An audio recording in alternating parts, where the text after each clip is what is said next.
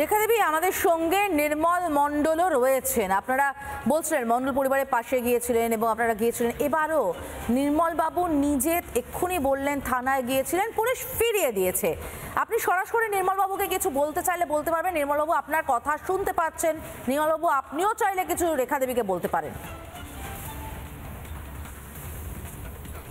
বলবো হ্যাঁ, নির্মল বাবুকে আমি বলবো দিদি যে নির্মল বাবু যেহেতু ভারতীয় জনতা পার্টিটা করেন, পুলিশ কেস নেয়নি, দরকার পড়লে উনি যদি চান আমরা ওনার পাশে গিয়ে দাঁড়াতে পারি, ওনার হয়ে আমরা থানায় আমরা বিক্ষোভ মিছিলও করতে পারি। যতক্ষণ না ওনার এফআইআর নেবে, ওনার অভিযোগ শুনবে, ততক্ষণ ওনার পাশে আছি। ওনার হয়ে লড়াই আমরা আজীবন করব।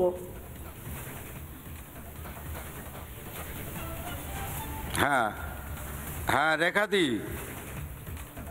হ্যালো রেখাদি শুনছেন? হ্যাঁ রেখা দেবী শুনতে পাচ্ছেন, আপনি বলুন। হ্যালো, হ্যাঁ বলুন, শুনছি, বলুন। আচ্ছা, আমার কথা হলো কি, আমি বিজেপি দলটা করি, বিজেপির বিএলএর 2 প্লাস এখানকার বুথ সেক্রেটারি আমার উপরে তো বিশাল মানে আক্রমণ করছে, পাড়ায় ঢুকতে দিচ্ছে না, তারপরে কোনো কিছু দেখতেও দিচ্ছে না। তারপরে মার্কেটে 28 তারিখে একটা মিটিং করে ইমান আলী গাজী আর মোসলেম শেখ। এবার ওই জায়গাটা আমার বাবার জায়গা, যেহেতু আমি বলতে গেছি যে জায়গার উপরে মিটিং হচ্ছে কেন, বলছে তোর বাবার জায়গা, তুই এখানে আয়, তোর মার্ডার করছে ওখানে। এবার মিটিংয়ের থেকে 2-10 জন এসে আমাকে তাড়া করে, ম্যাচিং বের করে আমি দোকানের মধ্যে ঢুকে যাই। তারপরে দোকানের মধ্যে ঢুকে যেত, ওরা চলে গেছে, বলছে চলে যাক।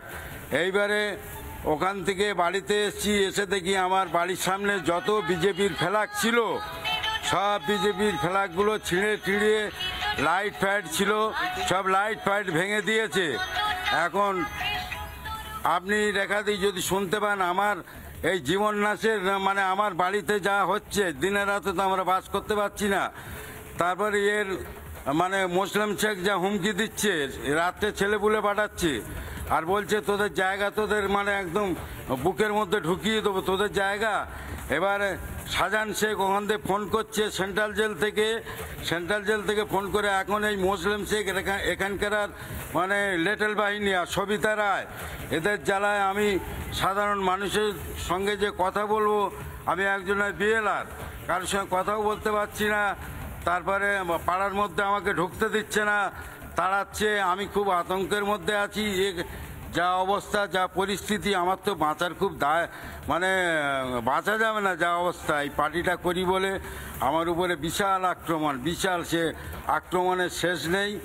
আমি চাই এই মুসলিম শেখ, ইমান আলী গাজী এরা ইমিডিয়েট যেন এরা অ্যারেস্ট হয়, নাহলে আমাদের কিন্তু বাঁচতে দেবে না। আর এর সঙ্গভঙ্গ যারা আছে, এই তোমার ছয়রাব মীর আছে, মহিদুল শেখ আছে, আরও অনেক লোক আছে, কার নাম বলবো, এর তো সারা জায়গা সন্ত্রাস ছড়িয়ে রেখেছে। এখন এই মুসলিম শেখ, ইমান আলী গাজী এরা যেন ইমিডিয়েট যেন এরা অ্যারেস্ট হয়, নাহলে আমি আপনাকে বলছি অনুরোধ করে, আপনি আমার মেয়ের মতো মা, আমাকে অন্তত আমাকে প্রাণ রক্ষার থেকে বাঁচান। আমি খুব আতঙ্কের মধ্যে আছি। আমার বাড়ির ফ্যামিলি পত্র সব কান্নাকাটি করছে, আমাদেরকে বেরোতে দিচ্ছে না। আমরা কি বাঁচবো না মরবো আপনি বলুন? এই দলটা করা কি আমার অপরাধ? ওদের কথা হলো টিএমসি করতে হবে, তুমি এখানে থাকতে পারবে, বিজেপি করলে তুমি এখানে থাকতে পারবে না। তা আমি কোথায় যাব? গণতান্ত্রিক দেশ, আমরা কি কোনো পার্টি করতে পারি না? এ কোন ধরনের নীতি? এ কি মানে ভারতবর্ষের এই নীতি, গণতান্ত্রিক নীতি? দেখুন, আপনি বিজেপির কর্মী, সেটা একটা আলাদা ব্যাপার, কিন্তু আপনি যে বিএলও 2 আপনি বিএলএ 2 আপনি দায়িত্বে আছেন দাদা। যেহেতু এই অভিযোগটা থানা যদি না নেয়, আমরা লিখিত ইলেকশন কমিশনারের কাছে দেবো, কারণ এটা তো ইলেকশন কমিশনার তো নির্ধারিত করেছেন যে এই বিএলও 2 এবং বিএলএদের ওপরে যদি কোনো রকম আক্রমণ হয়, এনাদের ওপরে কোনো ক্ষতি হলে এটা কিন্তু ইলেকশন কমিশনার দেখবে। যখন থানা নিচ্ছে না সন্দেশখালীর থেকে, তখন কিন্তু এটা ইলেকশন কমিশনের ওপরে এই দায়ভারটা যায়। ইলেকশন কমিশনারের কাছে আমরা লিখিত দেব এবং আপনার পাশে আছি, থাকবো। আর এই মুসলিম শেখ আর একটা কি কি নাম বলেন, এরকম শেখ শাহজাহানের মতন আপনার শুধু সরবেরিয়া তো নয়, গোটা বসিরহাট জুড়ে কিন্তু বসে আছে। ইমান আলী গাজী, এরা যতই যতই সেন্ট্রাল জেল থেকে এনাদেরকে কন্ট্রোল করুক, এদেরকেও শাহজাহান গেছে, এদেরকেও যেতে হবে জেলে পাজরে। হ্যাঁ, ইমান আলী গাজী এরা যতই দাদাগিরি করুক, আমি এদেরকে একটা প্রশ্ন করতে চাই, এদের 2002 সালে এদের ভোটার লিস্টে নাম আছে তো?